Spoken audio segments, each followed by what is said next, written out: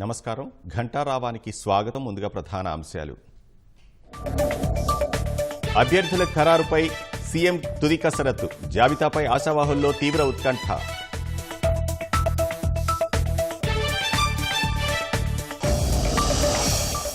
కొల్లేరు ఆక్రమణలపై అటవీ శాఖ సర్వే. డ్రోన్ల ద్వారా వివరాలు సేకరిస్తున్న అధికారులు.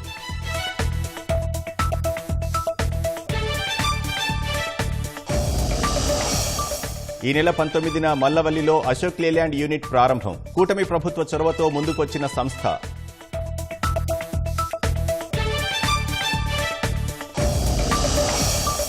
ఛాతీ నొప్పితో ఢిల్లీలోని ఎయిమ్స్లో చేరిన జగదీప్ ధన్ఖడ్. ఆరోగ్యం నిలకడగా ఉందన్న వైద్యులు.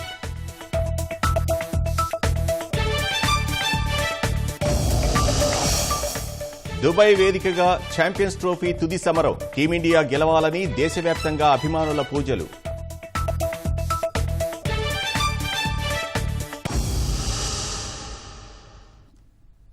కొల్లేరు ఆక్రమణలపై అటవీ శాఖ సర్వే ప్రారంభమైంది. సుప్రీంకోర్టు ఆదేశాల మేరకు కొల్లేరు ఆక్రమణలపై అటవీ శాఖ సర్వే చేస్తోంది.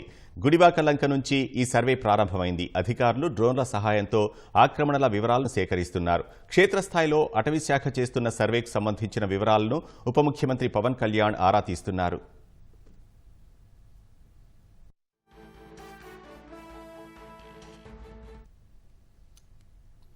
ఎమ్మెల్యే కోట, ఎమ్మెల్సీ అభ్యర్థుల ఖరారు కోసం సీఎం చంద్రబాబు సుదీర్ఘ కసరత్తు చేస్తున్నారు. ఇవాళ ఏ క్షణమైనా 4 అభ్యర్థుల జాబితాను ప్రకటించే అవకాశం ఉంది.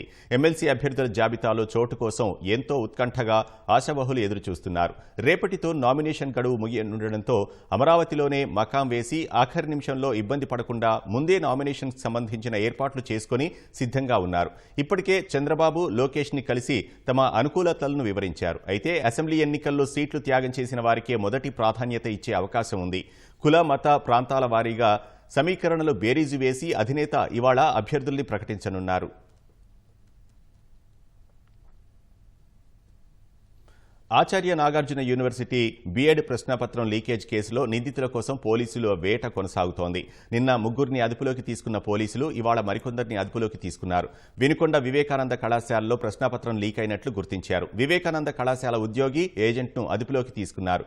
ఇప్పటి వరకు అదుపులోకి తీసుకున్న నిందితులను గుంటూరుకు తరలించి సమగ్ర విచారణ చేస్తున్నారు.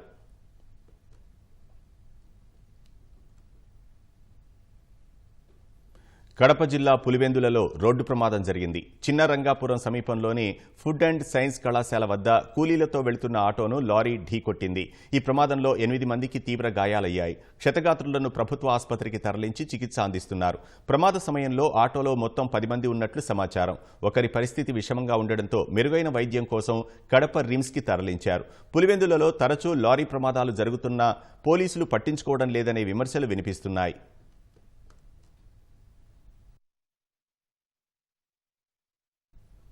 ఎస్ఎల్బీసీ సొరంగంలో గల్లంతైన వారిని గుర్తించడంలో కొంత పురోగతి సాధించినట్టు తెలుస్తోంది. గల్లంతైన వారి ఆనవాళ్లు లభించినట్లు సమాచారం. ప్రమాదం జరిగిన 100 మీటర్ల దూరంలో గుర్తించినట్లు సహాయక బృందాల ద్వారా తెలుస్తోంది. D2 అనే పాయింట్లో గల్లంతైన వారి ఆనవాళ్లను కేరళ జాగిలాలు గుర్తించాయి. అనుమానిత ప్రాంతంలో జాగ్రత్తగా మట్టిని సిబ్బంది తొలగిస్తున్నారు. గల్లంతైన వారిలో కొందరిని ఇవాళ సాయంత్రానికి గుర్తించే అవకాశం ఉందని ఆ వర్గాలు వెల్లడిస్తున్నాయి. ఆనవాళ్లు లభించడాన్ని అధికారికంగా ఇంకా అధికారులు గుర్తించలేదు. ఇప్పటికే 14 రోజులుగా గల్లంతైన వారి కోసం వెతుకులాట కొనసాగుతోంది.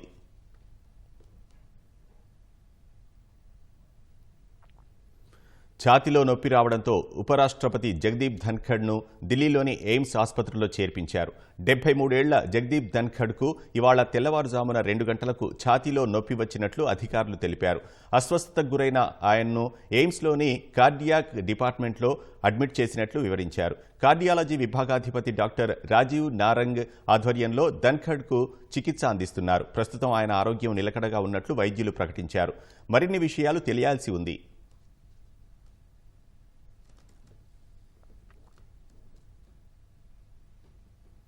అమెరికా అధ్యక్షుడు డొనాల్డ్ ట్రంప్ ఒత్తిడితో సుంకాల తగ్గింపు నిర్ణయం తీసుకోలేదని భారత వాణిజ్య శాఖకు చెందిన ఉన్నత స్థాయి అధికారులు స్పష్టం చేశారు. అభివృద్ధి చెందిన దేశాలతో ద్వైపాక్షిక ఒప్పందాల ద్వారా వాణిజ్య బంధాన్ని పటిష్టం చేసుకునేందుకే గణనీయంగా సుంకాలను తగ్గిస్తున్నట్లు తెలిపారు. ఇప్పటికే ద్వైపాక్షిక వాణిజ్య ఒప్పందాల ద్వారా ఆస్ట్రేలియా, యుఏఈ, స్విట్జర్లాండ్, నార్వే వంటి దేశాలపై ఇప్పటికే దిగుమతి సుంకాలను తగ్గించినట్లు గుర్తు చేశారు. ఐరోపా సమాఖ్య సహా బ్రిటన్తో అలాంటి దిశగా చర్చలు జరుగుతున్నట్లు వివరించారు. అలాంటి కోణంలోనే అమెరికా వస్తువులపై సుంకాలను తగ్గించినట్లు పరిగణించాలని, ట్రంప్ ఒత్తిడితో కాదని అధికారులు తెలిపారు. వ్యవసాయం మినహా దాదాపు అన్ని అమెరికా ఎగుమతులపై సుంకాలను తొలగించాలని అమెరికా భారత్ను కోరుతున్నట్లు సమాచారం. కాగా భారత్కు అమెరికా అతిపెద్ద వాణిజ్య భాగస్వామి.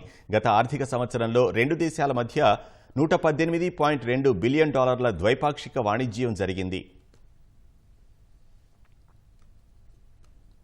రిషికొండ బీచ్లో ప్రతిష్టాత్మకమైన బ్లూ ఫ్లాగ్ ఎగురవేస్తామని భీమిలి ఎమ్మెల్యే గంటా శ్రీనివాసరావు తెలిపారు. రిషికొండ బీచ్ని సందర్శించిన గంటా శ్రీనివాసరావు అక్కడి పరిస్థితులను పరిశీలించారు. బ్లూ ఫ్లాగ్ సర్టిఫికేషన్ ప్రతిబంధకంగా ఉన్న సీసీ కెమెరాలు, టాయిలెట్లు, నీటి నాణ్యత వంటి సమస్యలను పరిష్కరిస్తామని తెలిపారు.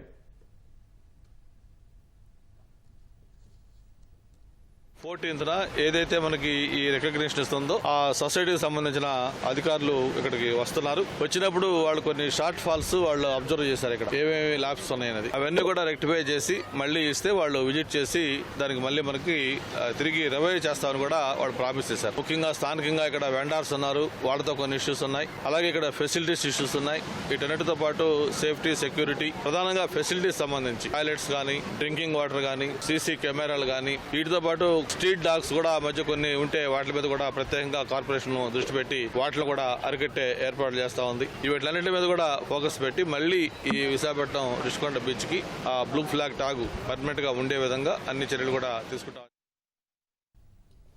కళ్లెదుటే నీరు పారుతున్నా చెరువుకు సరఫరా కాకపోవడంతో గత 5 ఏళ్లు రైతులు తీవ్ర ఇబ్బందులు పడ్డారు. ప్రస్తుతం కూటమి సర్కార్ చెరువుకు నీరు విడుదల చేయడంతో హర్షం వ్యక్తం చేస్తున్నారు. అనంతపురం జిల్లా ఉరవకొండ మండలం కోనాపురం చెరువు ద్వారా దాదాపు 2000 ఎకరాలకు సాగునీరు అందుతుంది. అయితే వైసీపీ హయాంలో ఆ చెరువుకు నీరు వదలకపోవడంతో రైతులు కాళ్లరిగేలా నేతల చుట్టూ తిరిగారు. అయినప్పటికీ ఫలితం దక్కలేదు. కానీ ఆర్థిక మంత్రి పయ్యావుల కేశవ్ హంద్రీనీవా అధికారులతో చర్చించి ఫిబ్రవరి 16న నీరు విడుదల చేయించారు. చెరువు నిండా నీరు రావడంతో రైతులు సంతోషం వ్యక్తం చేస్తున్నారు. ముందే పయ్యావుల కేశవన్న సొంత డబ్బులతో కాలు తొగిచ్చినాడు. 10 లక్షలు ఖర్చు పెట్టాడు. నీళ్ళు లేక చెరువు చాలా ఎండిపోయింది. రైతులంతా దెబ్బతింటే అప్పుడు మేమంతా పోయి అడిగితే కానిలని చేసినాడు. ఆ తర్వాత 7 సంవత్సరాలు బాగా కంటిన్యూ వచ్చినాయి. 2014 నుంచి 19 వరకు ఆ వైసీపీ గవర్నమెంట్ వస్తేనే అదే పార్టీ వాడే కాలు బూన్సేస్తే అంతా ఇంకా 2 ఏళ్ళు ఊరికైనా మళ్ళీ 3వ సంవత్సరం అంతా నాయకుడి దగ్గరికి విశ్వేశ్వరరెడ్డి దగ్గరికి పోతే మీరు రైతులు మాట్లాడుకోండి, మాకు సంబంధం లేని విషయం కాదన్నా, మీరు అట్లంటే ఎట్లా, కలెక్టర్ దగ్గర ఆయన పిలిపించి మాట్లాడండి, పోలీస్ పడక గానీ వెళ్ళి వేయచ్చు, దాన్ని ఇంతకు ముందు అట్లా చేసినామంటే లేదు మీరే మాట్లాడుకోండి అని ఆయన దాటేసుకొని గవర్నమెంట్ వస్తేనే అన్న దగ్గర కేశవన్ దగ్గరికి పోతే కేశవన్న చిన్నపన్న చదువుతో ఇప్పుడు ఈ నీళ్లు జరిగింది. మంత్రి గారు ఆదేశాలతో నుంచి మేము ఇడుచుకున్నాము. మాకు ఇంతకు ముందు వైఎస్ఆర్ ప్రభుత్వం కార్యకర్తలు కూడా సహకరించలేదు. ఇప్పుడు పయ్యావుల కేసులతో నుంచే అభివృద్ధి జరుగుతుంది. కానీ ఇక్కడ ఈ చెరువుకి ఇంతకు ముందు కూడా వాళ్ళ సొంత ఖర్చు పెట్టుకుని ఇడిపించిండేది. ఈ 10 రోజుల్లో చెరువు నిండింది. మంత్రి మంచి పని చేసినాడు. బాగా బతుకుంటాము. రైతు ఇన్నాళ్ళంతా పోయినాము. ఇప్పుడు బాగా సంతోషంగా ఉన్నాము. మాకు మంచి చేసినాడు. హంద్రీనీవా కాలువ ద్వారా మాకు మా ఊరు చెరువుకి నీళ్లు వదలడం జరిగింది. అది మంత్రి గారి చెరువుతో మా గ్రామానికి, మా ఊరు చెరువుకి నీళ్లు వదలడం జరిగింది. దాదాపుగా ఈ చెరువుకి నీళ్లు రావడం వల్ల కొన్ని 100 బోర్లు రీఛార్జ్ అవుతాయి. దీని నుంచి పంట పొలాలు వేసుకుంటారు రైతులు. చెరువుకి బోర్లు, మోటార్లు వేసుకొని పంపింగ్ చేసుకొని నీళ్లు వేసుకోవడం జరుగుతుంది.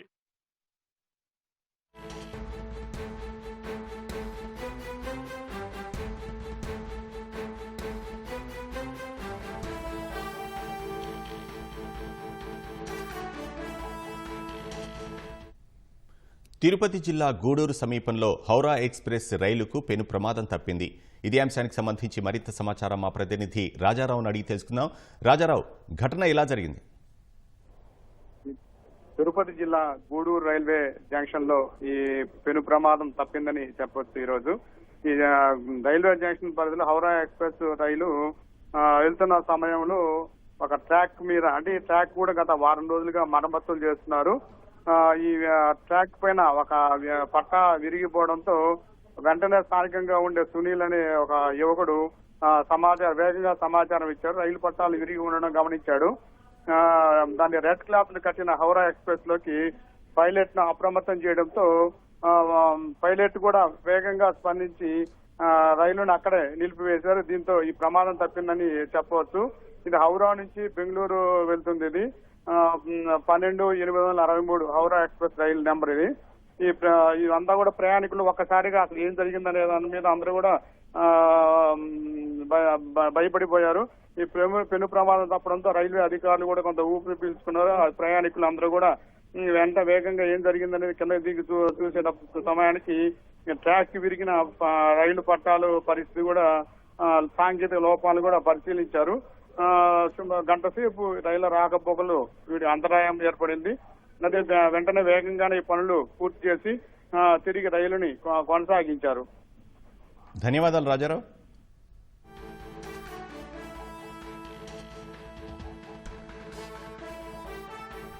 నెల్లూరు గ్రామీణ నియోజకవర్గంలో ఒకేసారి 105 పనులకు ఎమ్మెల్యే కోటంరెడ్డి శ్రీధర్ రెడ్డి శంకుస్థాపనలు చేశారు. 60 రోజుల్లో పనులు పూర్తి చేస్తామని ప్రకటించారు. సీఎం చంద్రబాబు నాయకత్వంలో అభివృద్ధి అంటే ఏంటో చూపించేందుకే ఒకేసారి రికార్డు స్థాయిలో పనులు చేపట్టినట్లు కోటంరెడ్డి చెప్పారు. 9 నెలల్లోనే నెల్లూరు గ్రామీణ నియోజకవర్గంలో 191 కోట్ల రూపాయలతో అభివృద్ధి పనులు చేస్తున్నామని చెప్పారు. వైకాపా ప్రభుత్వంలో రోడ్లు లేక ప్రజలు ఇబ్బందులు పడ్డారని, ప్రతి కాలనీకి రోడ్డు నిర్మాణం వేస్తున్నామని చెప్పారు. నెల్లూరు రూరల్ నియోజకవర్గంలో ఈ ఒక్కరోజే 105 అభివృద్ధి పనులకి శంకుస్థాపన. రాబోయే వారం రోజుల్లో మరో 198 అభివృద్ధి పనులకి శంకుస్థాపన. మొత్తం ఈ రోజుతో కలిపి ఈ వారం రోజుల పాటు నెల్లూరు రూరల్ నియోజకవర్గంలో జరిగే అభివృద్ధి పనులు మొత్తం 303, దాదాపు 40 కోట్ల రూపాయలు వ్యయం. నెల్లూరు రూరల్ నియోజకవర్గంలో 26 డివిజన్లలో ఈ కార్యక్రమాలు సాగుతూ ఉన్నాయి. చంద్రబాబు నాయుడు గారు ముఖ్యమంత్రిగా వచ్చిన తర్వాత ఈ 8 నెలల కాలంలో నెల్లూరు రూరల్ నియోజకవర్గంలో ఇప్పటిదాకా పూర్తి చేసిన అభివృద్ధి పనులు, నిర్మాణ దశలో ఉన్న అభివృద్ధి పనులు, ఈ రోజు నుంచి ఈ వారం రోజుల పాటు చేస్తున్నటువంటి శంకుస్థాపనలు అన్నీ కలగలిపి 191 కోట్లు. ఈ శంకుస్థాపనలన్నీ ఈ వారం జరిగే శంకుస్థాపనలు 17వ తారీఖుతో పూర్తవుతాయి. రాబోయే 60 రోజుల్లో అంటే మే 20వ తారీఖు లోపు ఈ యొక్క పనులన్నీ కూడా పూర్తి చేసి, ఖచ్చితమైన తేదీ చెప్తున్నా మే 20వ తారీఖు ముందే ఉంటుందేమో కానీ మే 20వ తారీఖుకి ఒక్కరోజు కూడా దాటదు. ప్రకాశం జిల్లా కనిగిరి వాసులు త్వరలోనే రైలు కూత విననున్నారు. నడికుడి శ్రీకాళహస్తి రైలు మార్గం కోసం ఎన్నో ఏళ్లుగా ఎదురుచూస్తున్న వీరి కళ సాకారం కానుంది. రైలు రాకతో ప్రయాణ కష్టాలు తీరడంతో పాటు సరుకు రవాణాకు అవకాశం ఉంటుందని స్థానికులు ఆశాభావం వ్యక్తం చేస్తున్నారు. గుంటూరు జిల్లా నడికుడి నుంచి చిత్తూరు జిల్లా శ్రీకాళహస్తి వరకు రైల్వే లైను నిర్మాణ పనులు గత 5 ఏళ్లలో నత్తనడకన సాగగా కూటమి ప్రభుత్వంలో శరవేగంగా సాగుతున్నాయి. నడికుడి నుంచి శ్రీకాళహస్తి వరకు 308 కిలోమీటర్ల మేర రైలు మార్గం ఏర్పాటుకు కొన్నేళ్ల క్రితం ప్రతిపాదించారు. మొదట్లో రైల్వే లైను పనులు అరకొరగా సాగగా ప్రస్తుతం ప్రకాశం జిల్లాలో 6 మండలాల మీదుగా ట్రాక్ నిర్మాణ పనులు శరవేగంగా సాగుతున్నాయి. నడికుడి నుంచి జిల్లాలోని పొదిలి వరకు రైల్వే లైను నిర్మాణ పనులు పూర్తి కావడంతో ట్రయల్ రన్ సైతం నిర్వహించారు. పొదిలి నుంచి కనిగిరి మీదుగా పామూరు వరకు సుమారు 50 కిలోమీటర్ల మేర ఉండగా వంతెన నిర్మాణాలు, ట్రాక్ నిర్మాణం పూర్తయింది. ఎన్నో ఏళ్లుగా రైలు ప్రయాణం కోసం ఎదురుచూస్తున్నామని, తొందరలోనే రైలు కోతను వినబోతున్నామని స్థానికులు అసభావం వ్యక్తం చేస్తున్నారు. పెద్దల నాటి నుంచి కూడా ఎప్పుడో రైలు వస్తుంది, మన కనిగిరి రైలు వస్తుందని ఎప్పటి నుంచో చాలా ఆశలతో అన్నారు. కానీ మేము కూడా పెద్ద వయసు అయిపోయింది. ఏదో ఈ నెలలో వస్తుంది, ఆ నెలలో వస్తుంది, మేము ఎదురు చూస్తాను దాని గురించి. అది వస్తే మాకు కూడా చాలా బెనిఫిట్గా ఉంటుంది. లాస్ట్ ఇయర్ డిసెంబర్కే వస్తుందని చాలా మంది అన్నారు.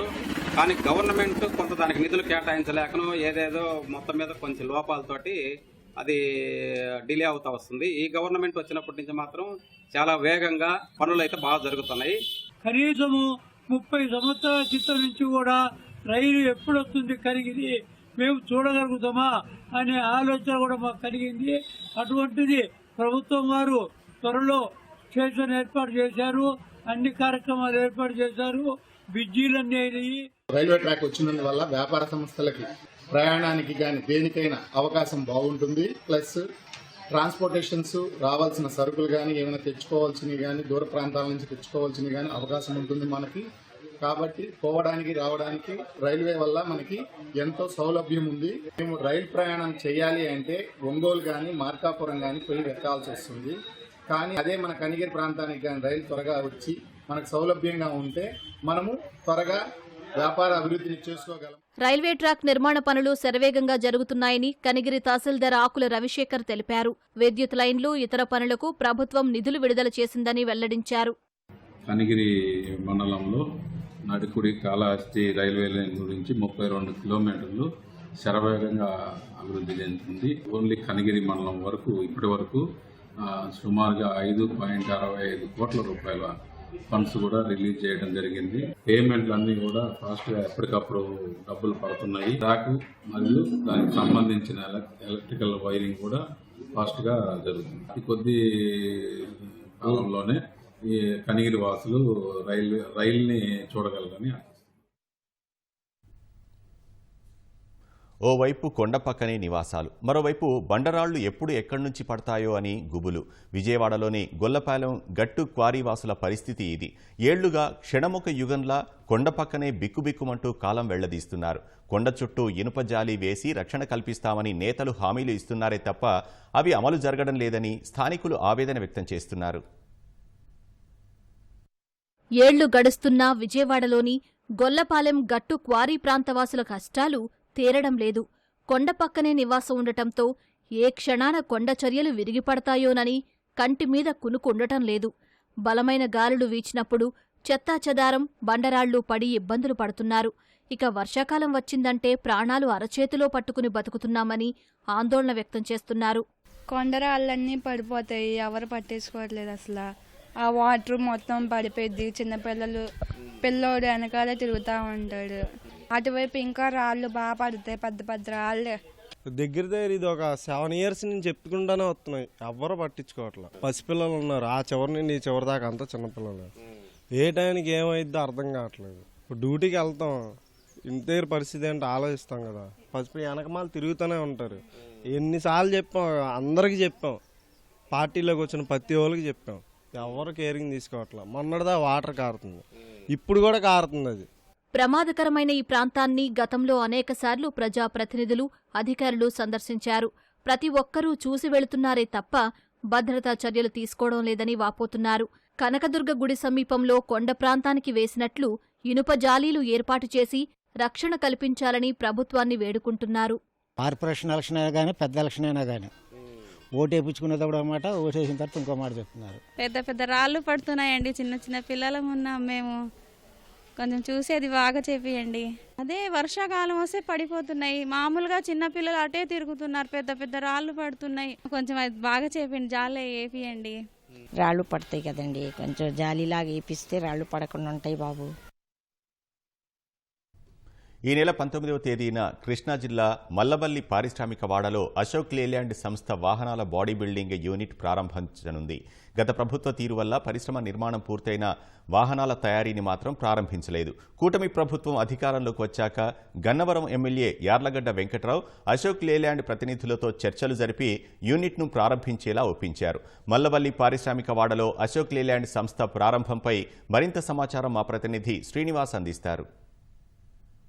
కూటమి ప్రభుత్వం అధికారంలోకి రావడంతో మల్లవల్లి పారిశ్రామిక రంగ అభివృద్ధిపై దృష్టి సారించింది. స్థానిక ఎమ్మెల్యే యార్లగడ్డ వెంకట్రావు అలాగే రాష్ట్ర ప్రభుత్వం కూడా మల్లవల్లి పారిశ్రామిక వాడను అభివృద్ధి చేసేందుకు చర్యలు తీసుకుంటున్నారు. ఈ నేపథ్యంలో మల్లవల్లి పారిశ్రామిక కారిడార్లో నిలిచిపోయిన పరిశ్రమలను పునర్ప్రారంభించేందుకు చర్యలు తీసుకోవడం జరిగింది. జిల్లాను పారిశ్రామికంగా అభివృద్ధి చేసేందుకు 2014-19 మధ్యకాలంలో తెలుగుదేశం ప్రభుత్వ హయాంలో కృష్ణా జిల్లా బాపులపాడు మండలం మల్లవల్లి గ్రామంలో దాదాపు 1400 ఎకరాలను పారిశ్రామిక కారిడార్ కోసం అప్పటి రాష్ట్ర ప్రభుత్వం భూసేకరణ చేసింది.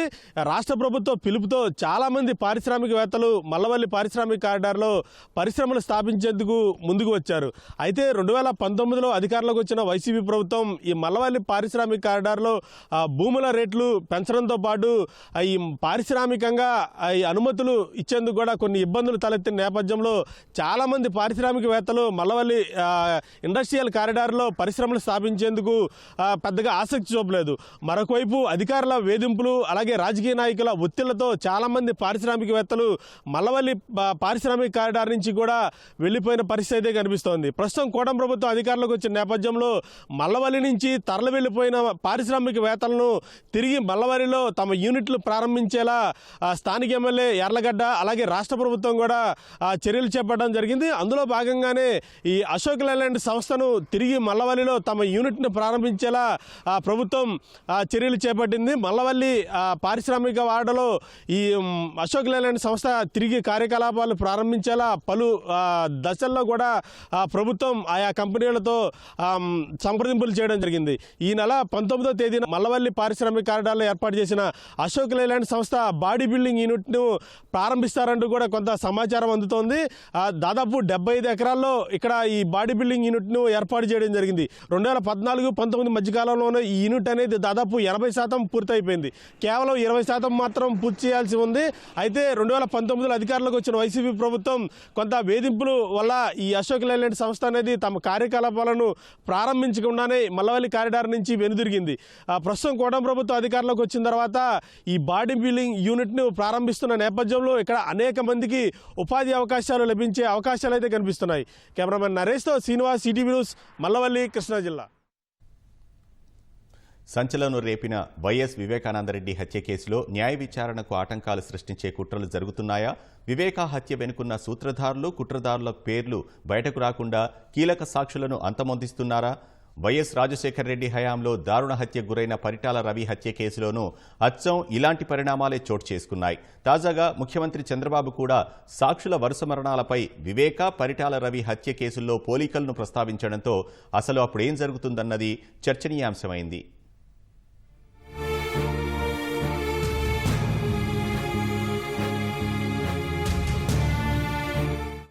టీడీపీలో కీలకంగా ఎదిగిన పరిటాల రవి 2004లో రాజశేఖర రెడ్డి అధికారంలోకి వచ్చిన కొన్నాళ్లకే దారుణ హత్యకు గురయ్యాడు. 2005 జనవరి 24న అనంతపురం టీడీపీ కార్యాలయంలోని రవిని తుపాకులతో కాల్చి చంపారు. ఈ కేసులో రెండో నిందితుడు మొద్దుసీను 2008 నవంబర్ 9న అనంతపురం జిల్లా జైల్లో దారుణ హత్యకు గురయ్యాడు. సీనుతో పాటు జైలు గదిలో ఉన్న మరో ఖైదీ ఓం ప్రకాష్ అతన్ని సిమెంట్ డంబెల్తో కొట్టి చంపాడని అధికారులు ప్రకటించారు. అప్రూవర్గా మారి తన పాపానికి ప్రాయశ్చిత్తం చేసుకుంటానని 2007 ఏప్రిల్లో అనంతపురం కోర్టులో విచారణకు హాజరైనప్పుడు మొద్దుసీను ప్రకటించాడు. రాష్ట్రంలో చిన్నబాసు ఫ్యాక్షన్ హత్యలు ఎక్కువయ్యాయని, హత్యకు సహకరించిన పెద్దలెవరో కోర్టులో వెల్లడిస్తానని కూడా చెప్పాడు. ఆ తర్వాత కొన్నాళ్లకే మొద్దుసీనును జైల్లో చంపేశారు. హత్య జరిగినప్పుడు జైళ్ల శాఖ అదనపు ఐజీలిద్దరూ విదేశీ పర్యటనలో, జిల్లా జైలు సూపరింటెండెంట్ సెలవులో ఉండటం ఒకెత్తైతే ఇన్ఛార్జు అదనపు సూపరింటెండెంట్ వరుణారెడ్డి ఓంప్రకాష్ ను వేరే బ్యారెక్ నుంచి మొద్దుసీను బ్యారెక్ లోకి పంపడం, ఆ తర్వాత 15 రోజుల్లోనే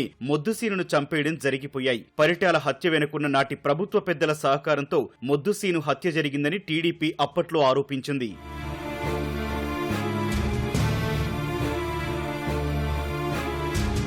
ఇక పరిటాల రవి హత్య కేసులో ప్రధాన నిందితుడైన మద్దెల చెరువు సూరి 2011 జనవరి 3న హైదరాబాద్ యూసఫ్ గూడలో దారుణ హత్యకు గురయ్యాడు. రవి హత్య కేసులో బెయిల్పై ఏడాదికే బయటకొచ్చిన సూరిని అతని అనుచరుడైన భానుకిరణే కాల్చి చంపాడు.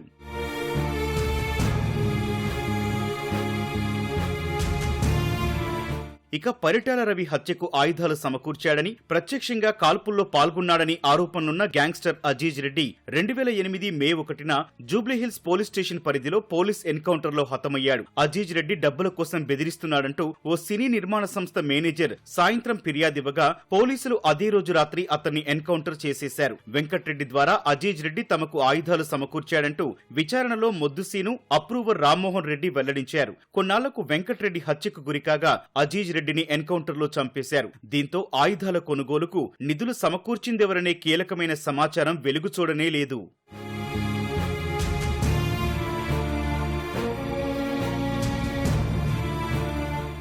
ఇక పరిటాల రవి హత్య కేసు దర్యాప్తు సీబీఐ చేతికి వెళ్లాక మృతదేహానికి రీపోస్ట్ మార్టం నిర్వహించిన బృందంలో సహాయకుడిగా ఉన్న మల్లికార్జున కూడా అనుమానాస్పద స్థితిలో మృతి చెందాడు. ఆయన రైల్లోంచి దూకి చనిపోయారంటూ ప్రచారం చేశారు. రీపోస్ట్ మార్టంలో వెలుగు చూసిన విషయాలు బయటకు రాకుండా తొక్కిపెట్టాలనే కుట్ర ఇందులో ఉండొచ్చనే ఆరోపణలున్నాయి. ఇక పరిటాల రవి హత్యకు ముందే జూబ్లీహిల్స్ బాంబు పేలుడు కేసులో సూరి చర్లపల్లి జైల్లో ఉండేవాడు. అప్పటి జైలు వైద్యుడు డాక్టర్ సాంబశివరావు సూరికి సెల్ ఫోన్లు అందించేవారని, వాటిలో మాట్లాడే రవి హత్యకు సూరి పథకం వేశారనే ఆరోపణలున్నాయి. రవి హత్య జరిగిన కొన్నాళ్లకే సాంబశివరావు అనుమానాస్పద స్థితిలో మృతి చెందారు. ఆయన కూడా రైల్లోంచి దూకి ఆత్మహత్య చేసుకున్నారంటూ ప్రచారం చేశారు. ఆయన బతికుంటే రవి హత్య కుట్రలో మరింత మంది సూత్రధారులు బయటపడే అవకాశం ఉండేది.